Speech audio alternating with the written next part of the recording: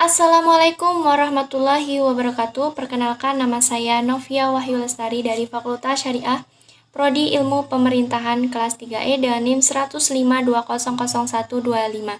Di sini saya akan membuat video untuk memenuhi tugas mata kuliah Pengantar Ilmu Hukum dengan dosen pengampu Pak Z Haryanto SHMH. Di sini saya akan menjawab soal yang telah beliau berikan.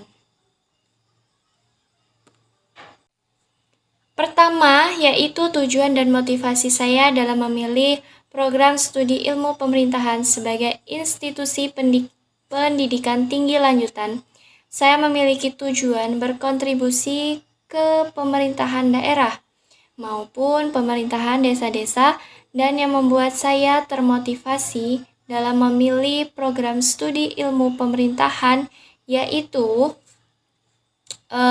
akan wawasan tentang negara dan segala aspeknya, dan dari bekal keilmuan itu membuat kita akan peka terhadap kondisi negara saat ini. Yang kedua, menurut pendapat saya, hukum adalah sekumpulan atau sekelompok aturan yang mengatur tingkah laku maupun sikap sekelompok orang dalam hidup bermasyarakat, yang dimana ada masyarakat, di situ terdapat ada hukum. Dan tujuan dalam mempelajari ilmu hukum itu sendiri terkhususnya dalam prodi ilmu pemerintahan, yaitu kita sebagai sebuah pengetahuan mengenai peraturan perundang-undangan, baik itu hukum ius constitutum ataupun ius constituendum dalam sistem pemerintah sendiri, khususnya membahas mengenai ketatanegaraan. Nah, agar mengerti dan juga kita memahami bagaimana sistematika dan susunan hukum yang berlaku di Indonesia, termasuk mempertahankan, memelihara, dan melaksanakan tata tertib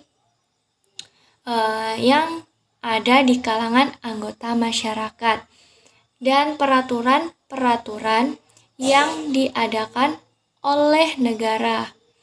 Terdapat contoh hukum tertulis yaitu Undang-Undang Dasar, Peraturan Daerah, dan hukum yang tidak tertulis contohnya yaitu terdapat hukum kebiasaan, hukum adat, jurisprudensi, doktrin, perjanjian atau kontrak. Yang ketiga, ilmu bantu mempelajari ilmu hukum yang meliputi yang pertama, ada sosiologi hukum. Nah, sosiologi hukum itu bagaimana? Nah, sosiologi hukum itu suatu cabang ilmu pengetahuan yang secara empiris dan analitis mempelajari hubungan timbal balik antara hukum sebagai gejala sosial dengan gejala-gejala sosial lainnya. Terus nih, sosiologi hukum bertujuan untuk memberi penjelasan terhadap praktek-praktek hukum seperti dalam pembuatan undang-undang, terus ada praktek peradilan dan sebagainya. Ya, yang kedua ada antropologi hukum. Dari antropologi hukum memiliki pengertian, yaitu ilmu pengetahuan yang jauh sekali jangkauannya. Nah, seperti mengekspresikan, kita berekspresi kehidupan manusia dalam totalitasnya, sehingga segala segi kehidupan yang dibicarakan. Yang ketiga ada ilmu perbandingan hukum. Nah, di sini ada ilmu bantu hukum yang mempelajari persamaan ataupun perbedaan antara sistem hukum nasional satu dengan sistem hukum nasional lainnya.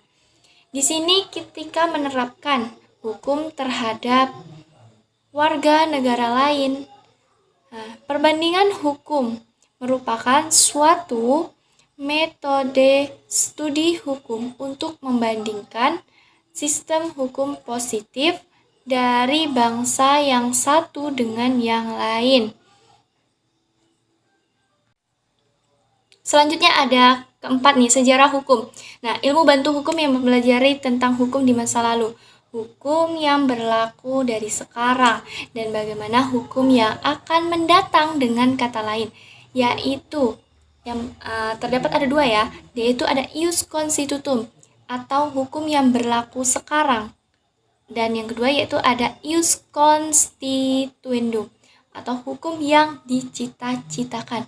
Nah, sejarah hukum ini yaitu salah satu bidang studi hukum yang mempelajari perkembangan bagaimana dan asal-usul sistem hukum dalam suatu masyarakat tertentu, dan juga nih memperbandingkan antara hukum yang berbeda karena dibatasi oleh perbedaan waktu, dari waktu yang masa lalu ataupun masa yang akan datang.